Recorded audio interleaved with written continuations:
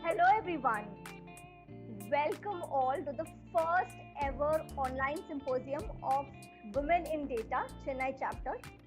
I am Shilpa Rao, chapter lead of Chennai chapter of Women in Data and product head of TCS Optumera, AI powered strategic intelligence and retail optimization suite. Women in Data is a non-profit organization which is focused on bringing in diversity in data careers, which means anything in data, AI, data science, decision science, BI, and everything else. While the name says women, it is not just restricted to women, it is open for all who believe in diversity. And today, we are very honored to have with us our very own inspirational leader, Rashri, the Chief Marketing Officer of one of the world's most iconic brand, TCS. The session is going to be a little bit informal. We are going to have more of a conversation with Rashri. So please do ask your questions in the question sections and we will take it as we move along. So Rashri needs no introduction. She has been inspirational leader for many of us, and I have been personally blessed that I've worked with her. She has been my mentor. She has inspired me, and she has given me wings to fly. Rashri took on the CMO role in Feb 2020, just before the pandemic hit us. And just within few months of her leadership, with her brainchild campaign, TCS Part of Your Story, which you all have seen, TCS is among the 15 globally most followed companies on LinkedIn. We are also recognized as a super brand in the US for the very first time. And TCS has become the most valuable IT services company. And not just that, she has enabled all of us to have more fun and by bringing in the most prominent celebrities on our very own One TCS channel. Prior to her CMO role, she has led the Retail Solutions Group for over 15 years, and Rashri has been instrumental in conceptualizing TCS Algo Retail, which is a paradigm shift in how retailers do their business. She has created innovative products like TCS Optumera and TCS Omni Store, and she has driven transformation and innovation programs for leading retailers worldwide. She has conceptualized the Retail Innovation Lab, which has incubated over 100 plus solutions in this lab. So we welcome Rashri here. Rashri, we are so very excited to have you here. Hi Shilpa, thank you for that great introduction. I feel very embarrassed when I hear all that. So thank you so much. I'm really happy to be here and happy to share some of my experiences.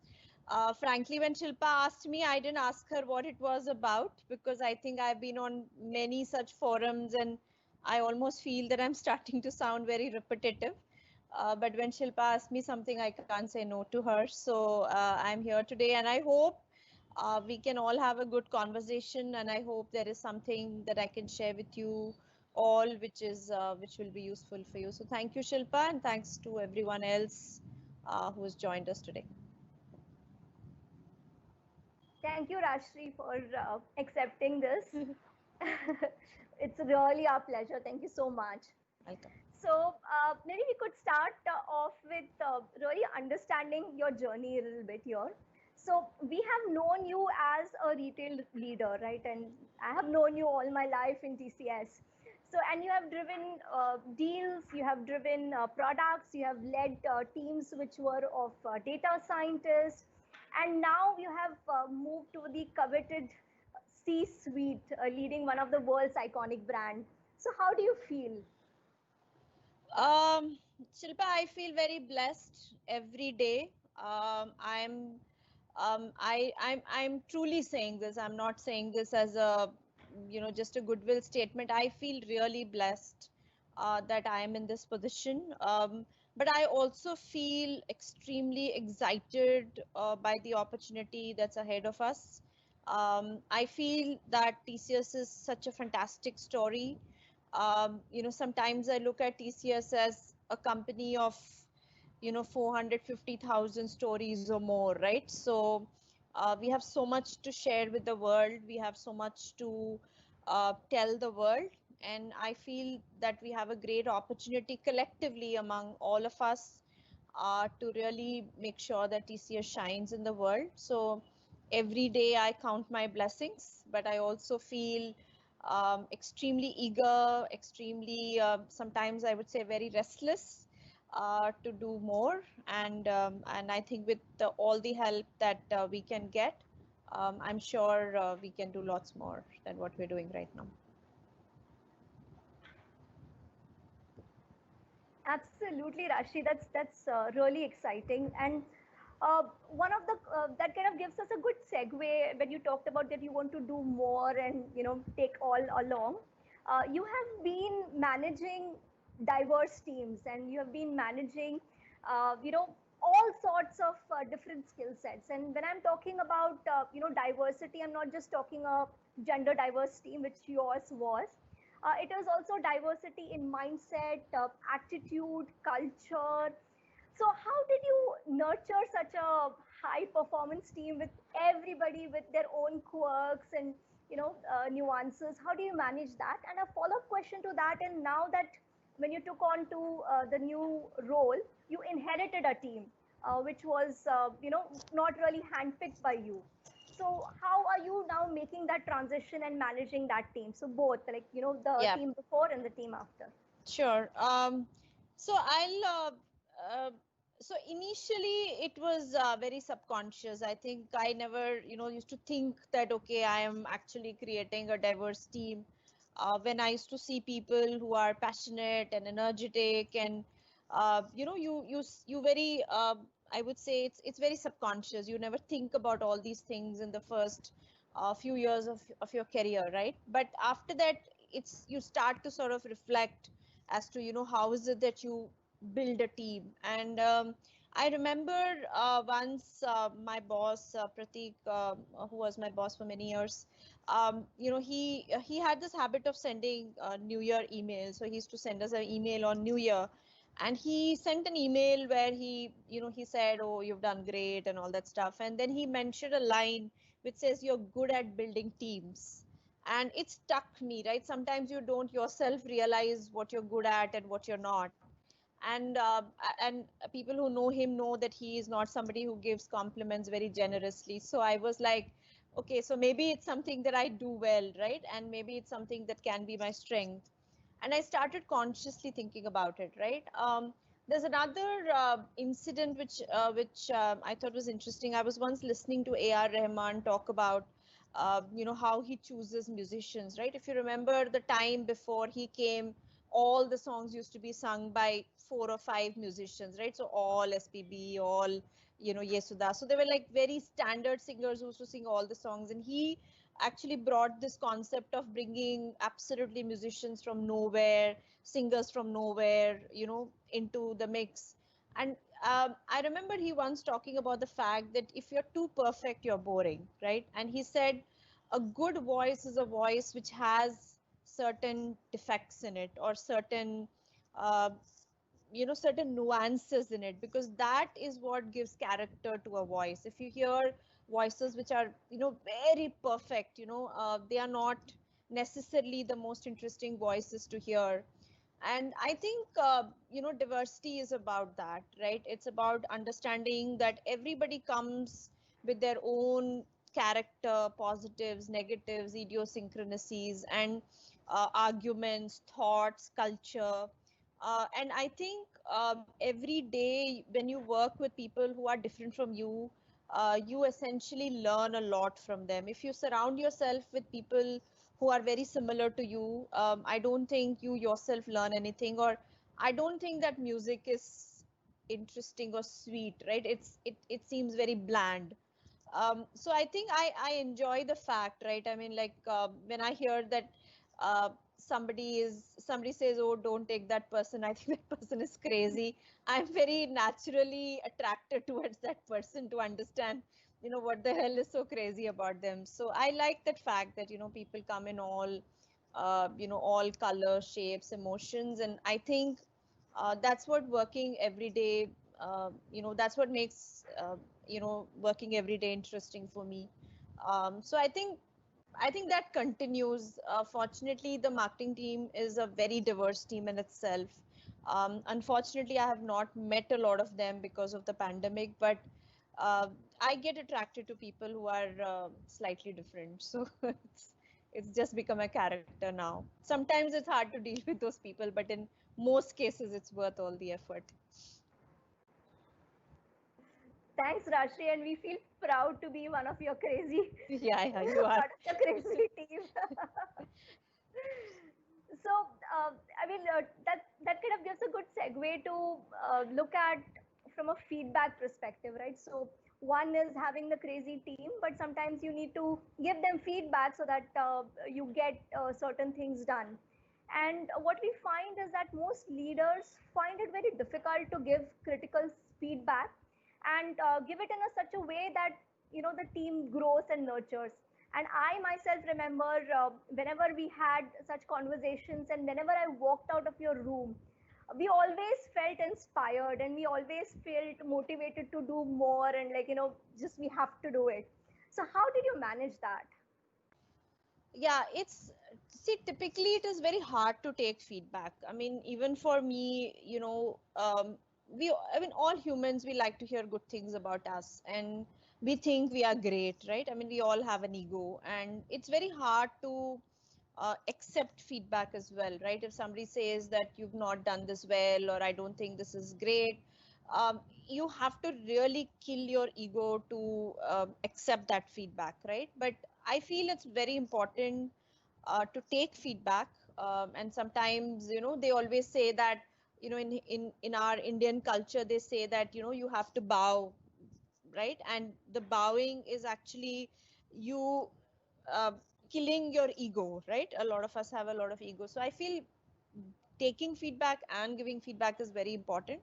I have seen, especially I guess in TCS, that a lot of people don't give feedback, right? So somebody will come and tell me that, look, I think I didn't get promoted because of this. And sometimes the reason that have been given to them is a wrong reason, right? It's not the real reason. The real reason could be that you just don't deserve to get promoted, right? I mean, that might have been the right reason, but people don't give feedback. And I feel we are really doing a disservice to people, if we don't give feedback. I've even had instances in the team when I have told a few people that, look, I don't think you have a future in TCS and you should look out.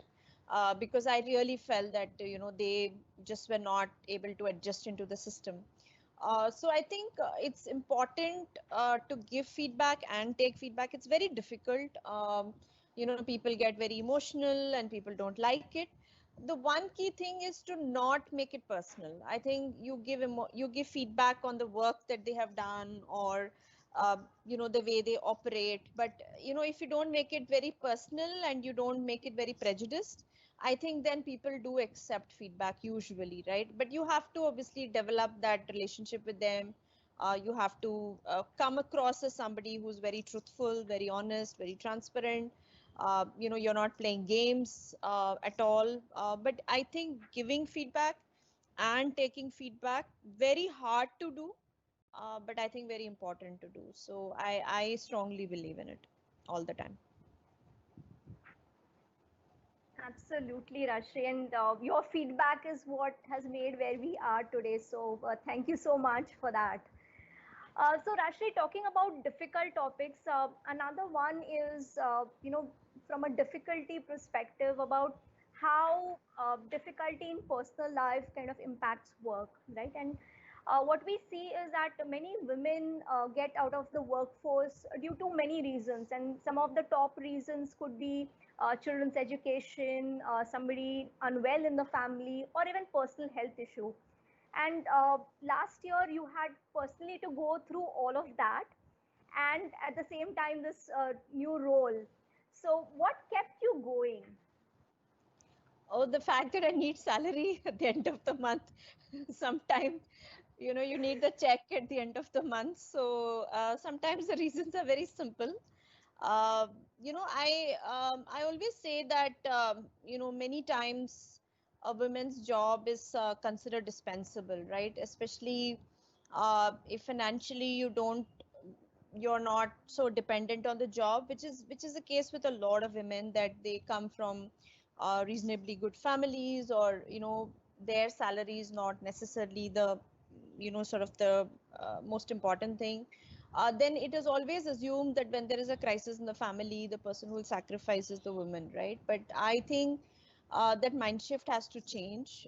We have to always believe that my job is not indispensable. And my son went through his 12th standard last year, and I actually found that uh, it's a sad state of affairs that the boys are expected to take on career options which are, or education options which are very career oriented, right? Even if it's not good for the guys, that they are always expected to be engineers, doctors. But women's girl child parents, right, they position it very differently. They say we want to allow her to have a dream, and therefore I will send them to the so-called soft education options. uh, and they say no, this is about they following the dream, and we want them to do what they want to do. And they hear, you hear all these things, and what happens is then you find that in top engineering colleges there are no enough girls and there are more boys, and then so from there the journey starts. While it's nice to think that girls get to choose from much more wider career options, and today there are more wider career options, but that mindset that the job for the girl is optional, but the job for man is not optional, right? And I saw that very active, because my son never thinks that not going to work is even an option. But a girl child will think that it's okay if I don't go to work. So I think this concept of optional, for me, it really irritates me. You don't have to be the best, you don't have to achieve great laurels in your job. But the fact that this job is dispensable, it really bugs me. And that's how I look at myself, and that's how I look at everybody else. That don't think that your job is dispensable, and it's not the first thing that you can throw away at the first crisis that comes your way. And life is about that. Life, you will go through ups and downs in your life, but don't think that your job can be thrown away at any point in time. So that's probably why you keep going. You don't necessarily perform at your best, but you just keep coming to work and keep getting your salary, I guess. Absolutely, Lashi. Like, I mean, as you mentioned, right? Like showing up is very important, and just keep going. And see, if you don't give importance to your work, then who else will, right? So Yes, it is up to you to kind of take that seriously and give the importance that it needs. sure. Now, coming a little more on from where you started in terms of what happens is that many women, when they are offered with a coveted role, like how you were offered the CMA role, they really struggle to say and yes. And it could be a multitude of factors. It could be, it might need a relocation, it might need some additional responsibilities, or it might be something which is very, very different than what they are doing today. And you had all of these factors going around for you. So what you had in your mind when you said yes, and what advice would you give to other women? I mean, for me, the choice was very easy, because uh, I mean, both personally and professionally, it was a great opportunity for me. So I didn't take any time to say yes at all. But I get what you're saying, which is that, yes, sometimes when the opportunity comes, you are not able to take that opportunity. I mean, it's happened to me as well, the fact that I could never think about relocating from India. All of those things happen. But I'll say two things. One is, again, I'll go back to my first point in terms of, how you don't think of your job as secondary. I think, and you have to talk to your family. And I have seen very few times when, I think in all the 25 year, 23, 24 years that I've worked, when a man comes to me and says that he wants to change his location because his wife is uh, changing her job or changing the location. In fact, just very recently, there was a person who came to me and he said his wife is getting a job in Bangalore, and therefore he wanted to shift to Bangalore. I was so I was so happy to hear it that for once, some guy has come and told this to me. And I was really happy. I said, yeah, I'm going to completely support you. And, the fact that you even came and asked me. But I would have heard the other side very, very, very frequently, right? So, girls coming and saying that I'm getting married, my husband is somewhere else, so I need to shift, or my husband is going on site, so I want to go on site. So I think the other part is extremely common, right? Extremely common. And I'm not saying that it needs to completely shift, but we need to come to at least a 50-50 instance of that happening, right? And I think it all boils down to how much respect you give to your own career, and how you don't think it is secondary, how you don't think it is less important. So I guess it starts with you. But having said that, the other reality is that yes, there are always those constraints. There is constraints about school and family and all of those factors. So they are real constraints, and I've had them, and so does everybody else. I think the other factor is to make the best of the opportunity that you have got, instead of cribbing about it and saying that, oh my God, I was not able to do it, I'm not able to go there, I'm not able to take up the role. I've also feel, which I think it's happened to me a lot, that whatever you've given, how can you make that the best possible experience for you and for your organization. So sometimes it's not possible to make that shift, and when that happens, I think it's important to stay positive and important to make that sort of the absolute best that you can. So, but I would love to hear more men coming to me saying that I want to do something because my wife is changing a job, or I'm getting married to a girl somewhere else and therefore I want to move. So I wish I could hear more of that. Absolutely. So Okay. one is you were talking about you're talking about giving respect to yourself and respect to your your job, and it also means that sometimes you have to speak up, right? Yeah. And you have to speak up in meetings. You have to speak up where it matters. And you have always been vocal in meetings. You have pioneered some of the many firsts in TCS, incubating the product, or doing those large deals, or the TCS part of your story campaign. And this all takes more than just speaking up. So, what your advice would be to all the leaders to find that courage to speak up and then being pioneers in that area?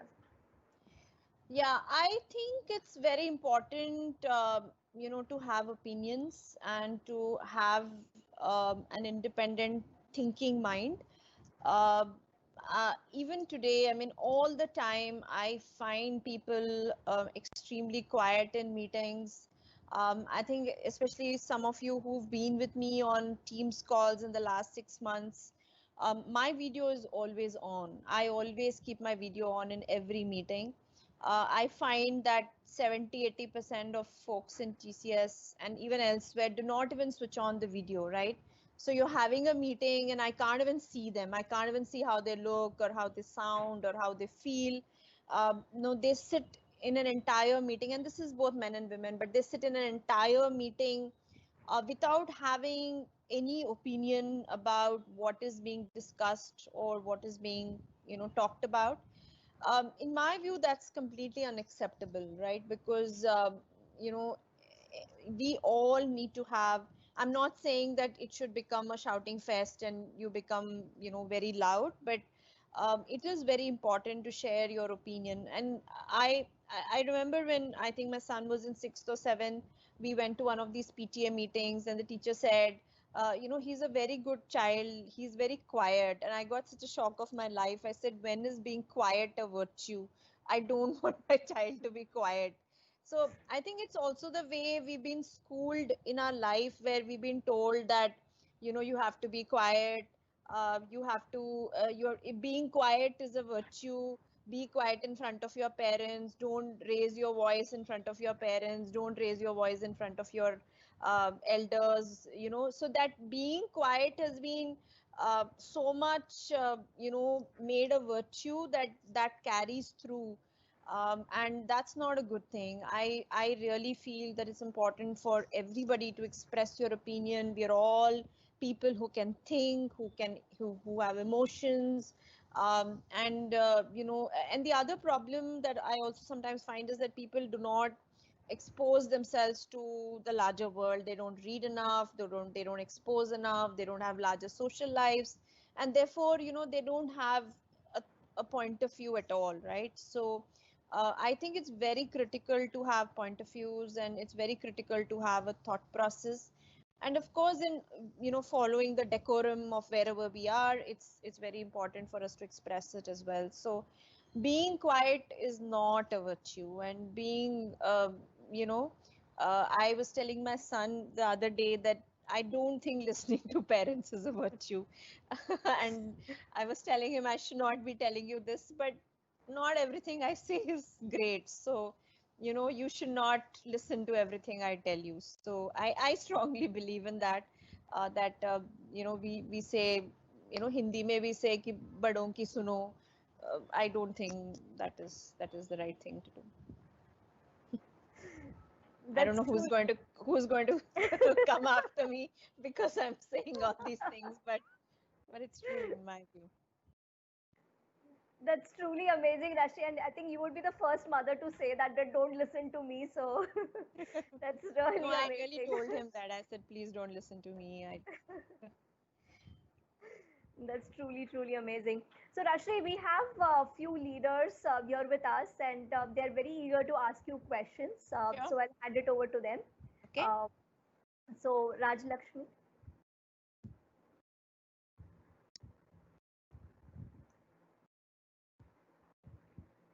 Hello, Rajshri. This is Hello. Rajalakshmi, and I'm an emerging leader who's playing the role of an agile coach. Yeah. It's nice to listen to you, as Shilpa shared. It was very inspirational also. I just have one question.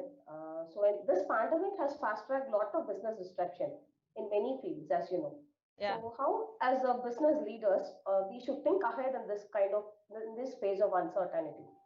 So, your thoughts will help us in moving forward. I think TCS is a very good example of how a company and how we have really responded to the pandemic. I feel that TCS did a fantastic job. We responded to it with a lot of confidence right from the get-go, right? So the fact that we launched SPWS, we talked about 25 by 25 way before other large corporations started talking about remote working. We said that 25 by 25 was going to be our go forward strategy.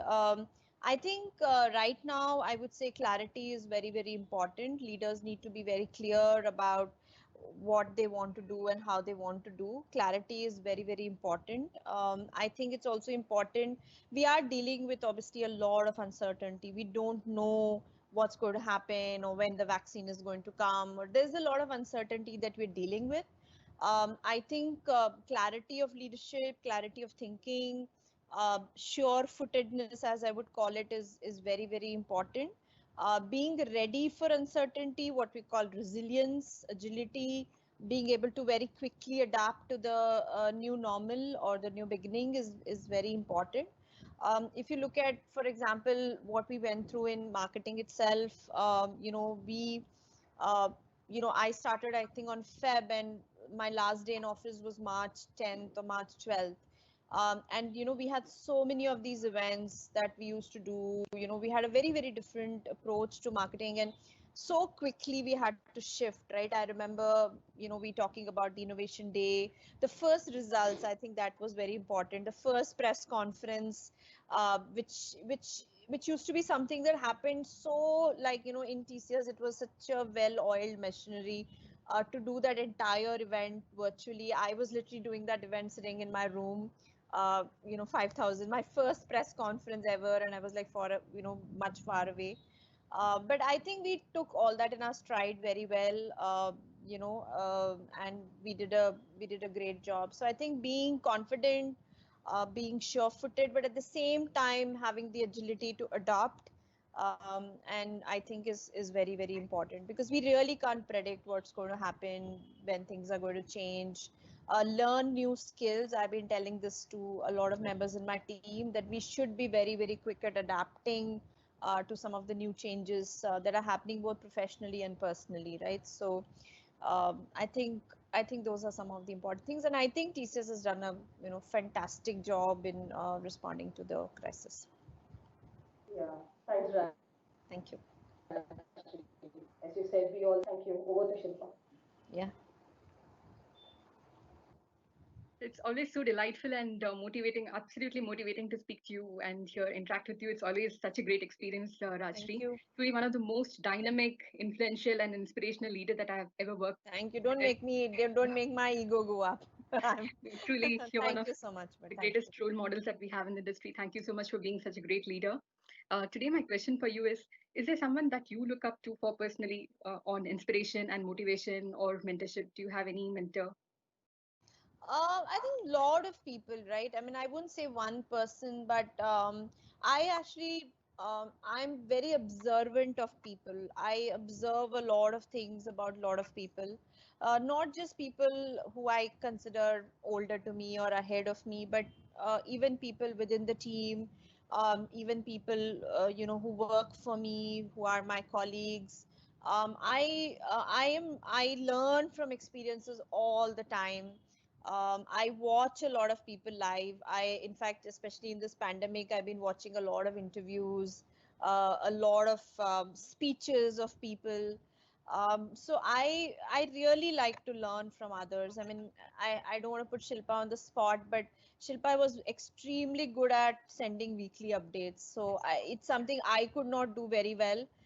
But she would never ever miss a weekly update in her life. So for me that was inspiration, right? I mean, I used to say, oh my god, like before Shilpa sends her update, I should send my update to my boss. So you learn from so many different people, so many walks of life. uh, I think one has to just be open minded about it in terms of you know um, everybody has something to teach you. In fact, there have been so many moments where you're in and that's what I actually miss about going to office. That you sometimes your energies are low, your inspirations are low.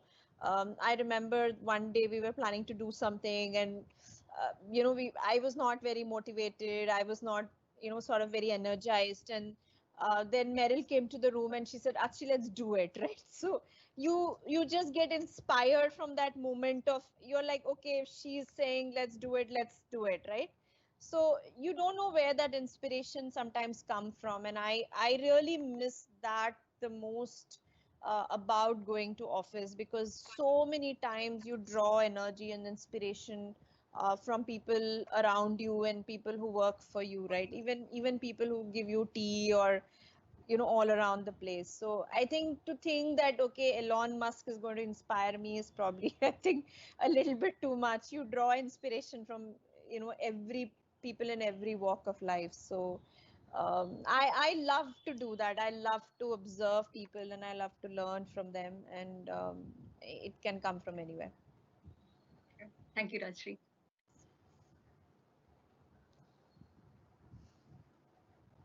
Okay, Christina. Can you hear me now? Yes, how are you? Very good. How are you? Good to see Doing you. good. Same here. So I'm not going to embarrass you with all my praises. You already know how I think about you anyway. So my question is around breaking glass ceilings. I see it so often in the news when women get promoted to leadership positions, just like your recent, not so recent promotion anymore, to a fantastic role.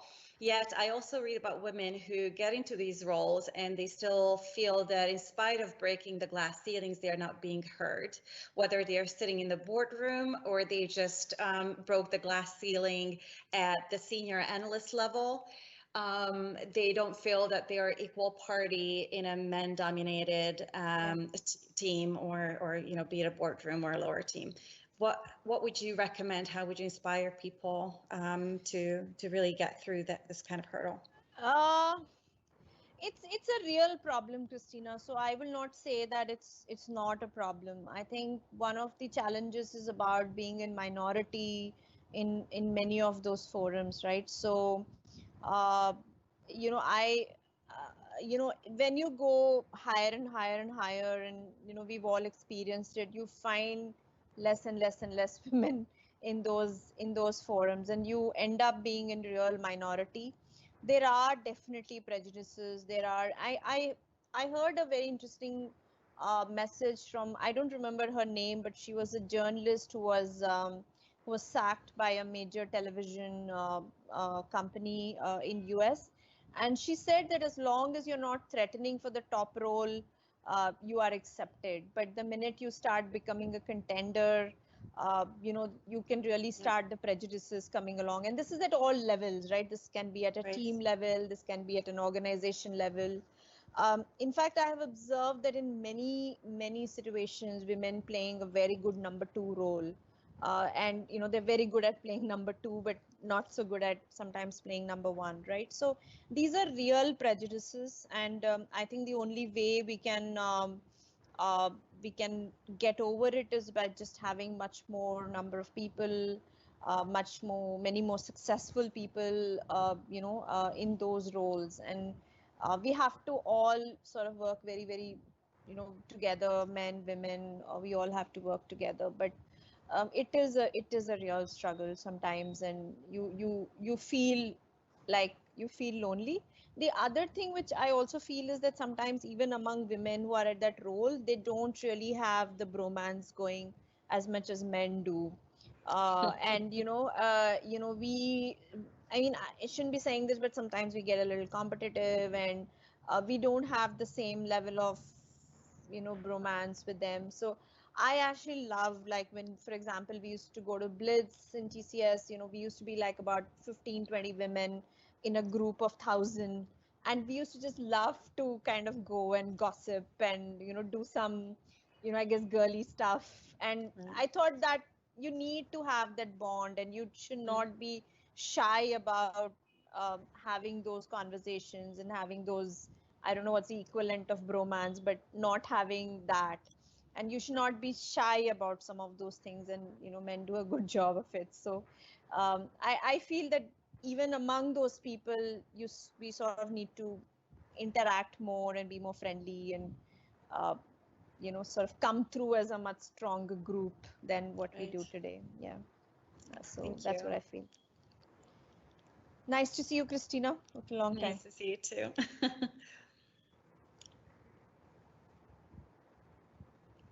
Kalai, go next. Kalai, Yeah, hi, hi, Kalai. Rashri. Hello. Yeah, how are you, Rashri? I'm doing good. How are you? Yeah, fine. So, Rashri, like, you're one among the great, successful, dynamic leader. Like, it's been very great to work with you, Rashri. So my question today is, like, could you please help us to know, like, some key strategies or key things that could help women like us to attain a more prominent role in their organizations? And one more question I have, like, have you had made a decision, a hard decision that you have ever had to make in your life? Hard decision. Yeah. Yeah, I mean, I always say this, you make hard decisions all the time. Uh, there are many, many, many hard decisions I have made. Definitely, right? So one way or the other, many hard decisions. But I always say that would I have decided differently? I wouldn't have, right? So those decisions seem right at that point in time. You make choices. You make choices being between being good at your job, or being a good daughter, or a good mother, or a good wife, and I always say that work-life balance is absolute BS. It just doesn't work. And it's just at that point in time, what are you good at, right? So you're good at one thing, but you're probably terrible at 5 other things, and you have to get used to getting used to it. So yeah, I mean, I think lot of tough choices. I think there's no secret sauce, Kalai, to succeed. I don't think I am successful the way you guys are saying it. I feel I have still lot more to do, and I don't feel, oh, okay, this is sort of my I've reached where I want to. I don't feel like that at all. There are 100 things that go wrong in a given day. There are 100 things that I feel I want to do better.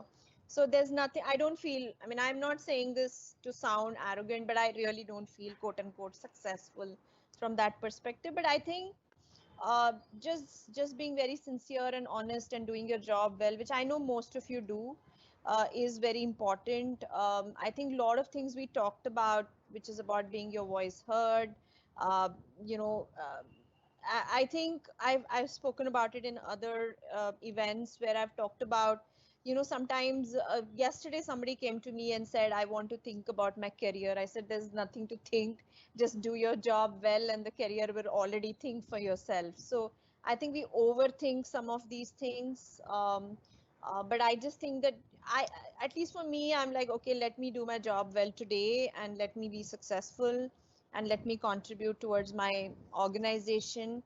I think I keep it very, very simple. I don't think about very, very long term because I feel it doesn't really work out, at least in my case. So I think just do your job well, Kale, which I know you do, and success will automatically come. I think it's a matter of time. You have to be a little patient sometimes. Wow. Thank you so much, Rajshri. Thanks.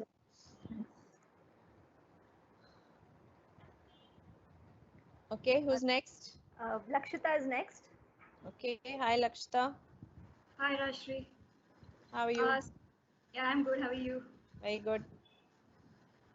So my question is, were there any fears or inhibitions that you had while reaching to this point, and how did you break past them and come where you are right now? I think I don't know. I think someone asked me whom I learn from, right? So I actually learn a lot from children because um, when I think when my son was about 8th standard, 9th standard, he one day came and told me that I don't think there is nothing in this world I can't do. So I said, yeah. He said, I can do any job, right? So I said, yes, you can do any job. And I said, look at the confidence of a child, right? A child has no inhibitions that I can't do technical, I can't do project management, I can't do testing, I can't do consulting, I can't do sales. They have nothing at all in their mind, right? And I feel that as we grow older, we start to put more and more blinkers in our mind in terms of I can't do this, I can do this, I should not be doing this, I should be doing this, right? And I feel that's really bad. In fact, there is an interview of mine which is going to come tomorrow in Tech Sparks, where I talk about the fact that I have never been, I have sometimes I've not thought about it, I've not done this consciously, but when something comes to me, I don't think, oh my god, can I do it, can I not do it, right? So if you look at my history, interestingly, the first 6 years of my career was in marketing. Then I came to TCS. I had never seen a piece of code in my life. I didn't know what software was. I hardly used computers. But Kale can tell you that I can actually talk about software and coding and architectures. So I think it's not having those fears in your mind, and sometimes just jumping into it and backing yourself up, backing your intellect, backing yourself up in terms of saying, I can't do this, I can't do this. Now, I've gone from products to marketing back again, which is very, very different, right? So I sometimes feel that as humans we put lot of constraints in our mind, and as we grow older and older, those constraints just keep going. We just start putting more and more constraints in our mind. So I think we just should not think there is nothing we can't do. Yeah, I can't sing or I can't do those things, but within a job, I think most of the things I should be able to do. So that's what I think. Yeah, sure. Thank you, Rashri. And we look forward to that interview. Yeah, sure. You should watch it and like so that TCS ka likes will go up. Yes, Rashri. Yeah, hi. Pushpita. I'm Hi. Pushpita. Yeah. Hi, Pushpita. From Shilpa's marketing team. Sure. So recently I have joined back from my maternity and I'm working from home. So all of us are working from home, and now there is no difference between our workspace and our home. Yeah. So how do you advise women like us to manage our time and have that work-life balance as well? You can't have work-life balance. There's nothing like that. Everybody wants the same time, right? So it's, I feel that, you know, everybody wants more time from you, right? I'm sure your child wants more time. You can't say 3 hours here, 3 hours there, 4 hours there. I mean, it's very hard to do that, sort of say that this is a perfect timing. There are some principles that I personally used. I used to say no weekend working. I think a lot of people know that in retail team, we never worked on weekends. Once I used to go home, I used to not touch my laptop. I used to make sure that till about 8:39 in the morning, I used to not, I mean, till my son goes to school, I would not kind of take calls, or I would not. So you create those boundaries and those rules, that allows you to have longevity. And of course, I also was a big believer that I need some time for myself. So I used to sort of escape from everything once in a while so that I get some time for myself as well. But you have to literally deal with it on a daily basis. I think you have to be very efficient about your work. I learned that being efficient about time is very, very important. You have to be very efficient. I was not somebody who was very efficient with my time earlier, but as time went along, I started planning my work extremely well. I started making things to do list. So a very simple example is I used to travel a lot, and one of the rules that I used to have was that before I boarded a plane, the presentation for that meeting should be ready. So it's not like I'm sitting in the flight, or after landing in a specific place, I'm sitting and working. And one of the reasons I wanted to do it was because I wanted to watch the movies in the flight. So I used to tell myself that my presentation should be ready before I board the flight. So you make these adjustments on a daily basis, on an hourly basis, literally like a minute by minute basis. But I think overall, being efficient is very important. So you take help as much as you can. There was a point in time I had more people working for me at home than they were at work. I had so much of help at home. So you make all of those balances, but being efficient is very important. You have to really manage your time as though it's your most precious source, because everybody wants time from you. So you have to manage that very well. But you have to figure this out yourself. Yeah. Thank you, Rajshri. It was very Thanks a helpful lot. for me. Thank you. Actually, next question is from Dimple. Hi, Yeah, Rashri. Hi, Dimple. How are you? I'm good, Rashri. So there's a power cut here. I I'm can so see sorry. that. No, that's okay. Go ahead. So I'm part of ANI marketing team, Yeah. and I have question that today there's a widespread awareness about increasing the representation of women in STEM role. So looking at your trajectory, you are living an example that women can drive STEM roles. How did you manage in the formative years, and especially breaking the perspective bias that people may have, back then? Frankly, you don't think about all this, Dimple. Now that you're asking after 15 years, all this starts to come. You never think about all this, right? You just go and sort of do your job, and try to do your job the best possible way. Again, this is about having those I would say prejudices about what women can do, can't do, and or what person can do and can't do. I feel that this whole field will change very, very fast, because now at entry levels we have 50-60% women who are coming to these roles.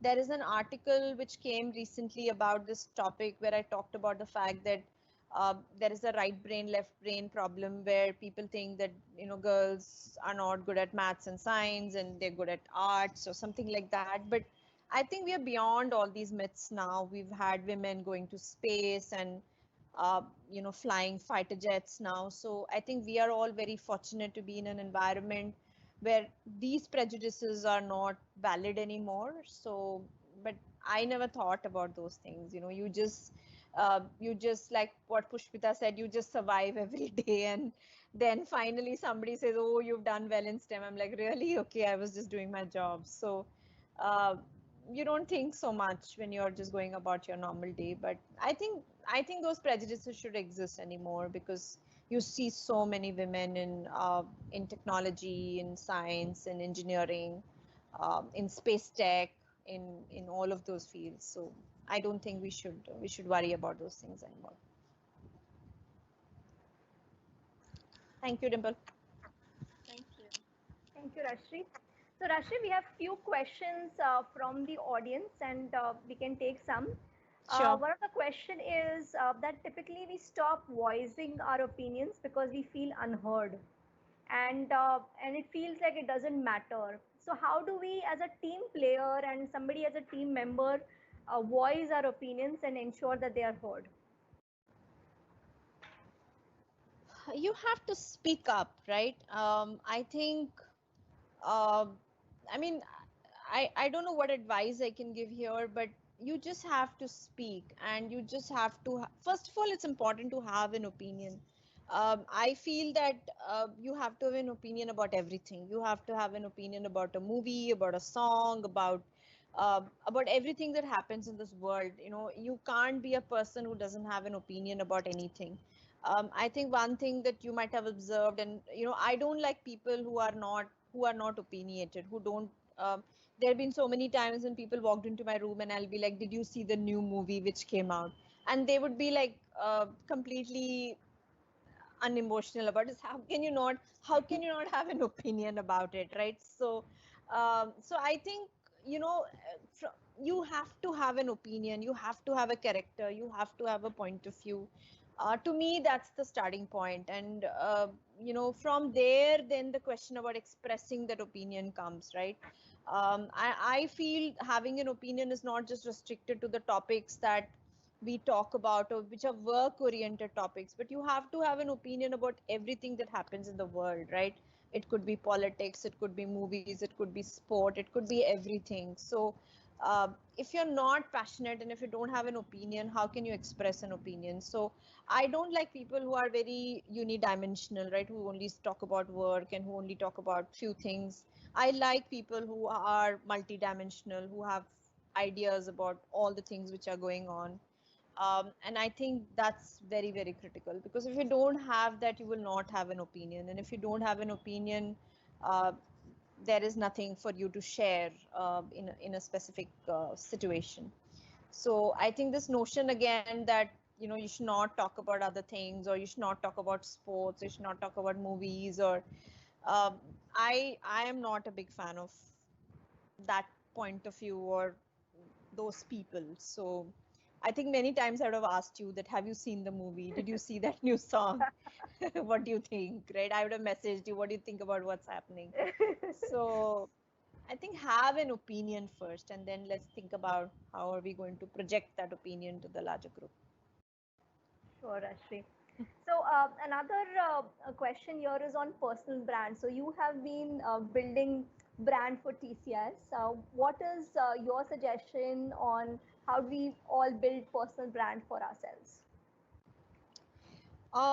So that's a good question. I feel that it's important for each one of us to have a character. And it's something very subtle, but again, I will quote something which I heard. People say, what is your thing, right? When you're in a group of uh, 10 people, 100 people, 50 people, how are you going to be distinguished, right? What do people know you for, right? What is your thing, right? So when you're in school, I mean, you guys will all remember that when you're in school, there are some people who would be known for certain things, right? There are some people, they'll say, oh, this person is a great singer, or this person, talks a lot in the class, or so there are some people that you remember from those days who stood out in that group.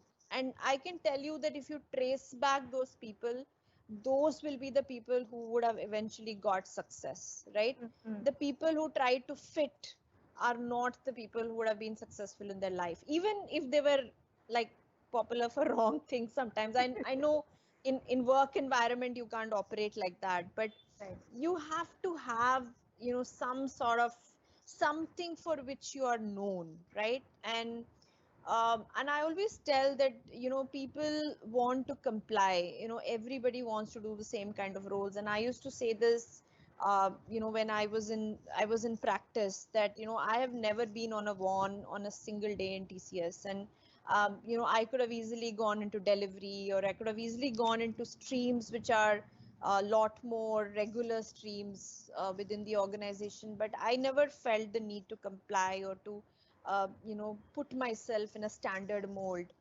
And I think it's not easy.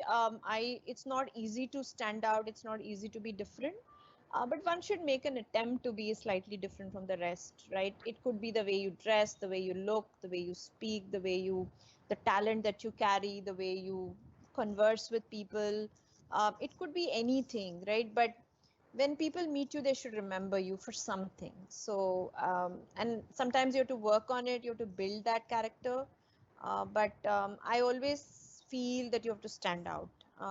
It's very subtle, but I don't know if that is what is called building a brand, but um, everybody should say what is your thing, right? So what is it that you're famous for? You could be the best crisis manager. You could be somebody who's always called when there is a crisis in the company, or, you know, something unique about you which you know, differentiates you from the rest of the crowd. Absolutely. So everybody has to find their thing. So Their that's thing, that's yeah. a that's a good message. So we have a last question, Rashmi. There are a lot of questions. So one last question is, with the things that you know now and the journey that you have so far, if you were to give an advice to a younger self, and when you maybe probably when you just joined TCS, so what would your advice be, or would you do things differently now that you know what you know now? No, I wouldn't do anything differently. I would do things exactly the way I did it. All the mistakes, all the good things, bad things. Um there's nothing different I would have done professionally, personally, anything. I mean, absolutely zero. Nothing would have been any different. Um so yeah, I guess I would just say do what you did. That will be my advice. It's still my advice, and I said I'm very, very uncomfortable coming to such events where somehow people think that I have achieved something which you guys have not achieved. I'm still very uncomfortable about it.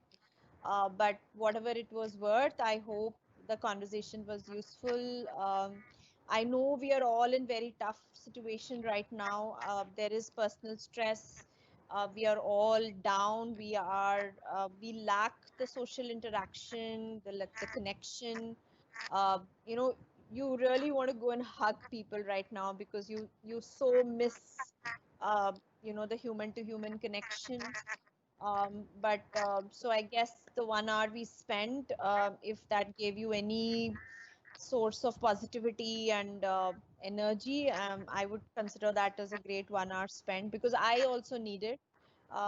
You know, these times have been difficult. You feel sometimes so lonely and aimless, and you're like, what the hell is happening? And, you know, sometimes the simple joys of life that we want, right? We are not able to, you know, even enjoy what are simple pleasures in life. And so I guess whatever it was worth, if you guys all have a smile on your face and you feel more energetic, it's a great 1 hour spent. Now, there was one on what your advice would be for somebody who is embarking their journey on data careers or want to get into data careers.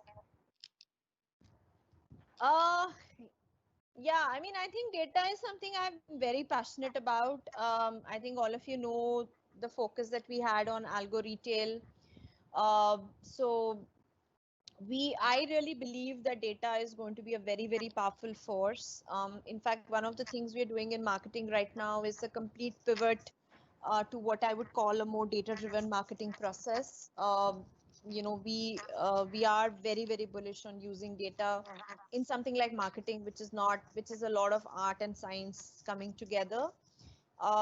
So I've said this to many people. I've said this privately, but if there is one thing that you all need to invest on is a course in AI. Everybody should learn AI, irrespective of whether it is useful or not, or whether you need it or not, because it is going to be one of the most important driving forces in the world. So I would recommend everybody to learn about artificial intelligence and usage of data, because that is going to be a big, big, big game changer for us in the world. So log on to and do a course on AI. Absolutely, Rashmi. And now it is the time to actually invest in courses and spend that time in courses. So absolutely, this is the right time. And thank you so much, Rashmi, for doing this. It was such a delight, and you definitely brought smile to all our faces. And in fact, I was thinking it was just like the session that we had in Magnum or Artist in your rooms, and just walking out of that feeling like truly inspired, like all pumped up. So Sure. thank you so much, and I'm sure the audience would also be feeling the same. So thank you again for being here with us today. And for the audience, thank you so much for being such a wonderful audience, such wonderful questions. And for those of you who have not enrolled for Women in Data, please do enroll. We'll send out the links in emails for those who have registered and those who are on this one. And thank you all. Thank you all for attending.